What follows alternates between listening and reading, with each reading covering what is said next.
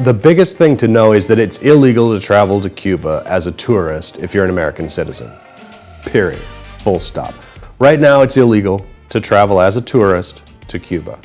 That's the number one thing, and because it's easy to buy a flight, buy an airplane ticket and get there and reserve a hotel room, a lot of people are sort of tricked or don't check into it and then find themselves committing a crime because they're in Cuba and they're not supposed to be.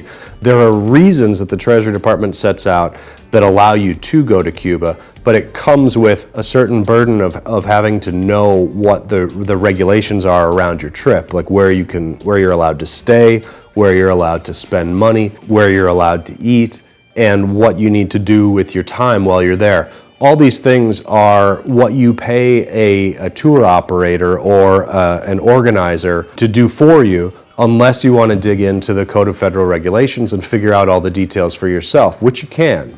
It's a lot, because you do have to make sure that you don't run afoul of any of these restrictions. That would be the biggest thing, and it's one of the biggest mistakes that people make. I see people in the airport traveling without the knowledge that they need about the record keeping and activities that they're supposed to be limited to.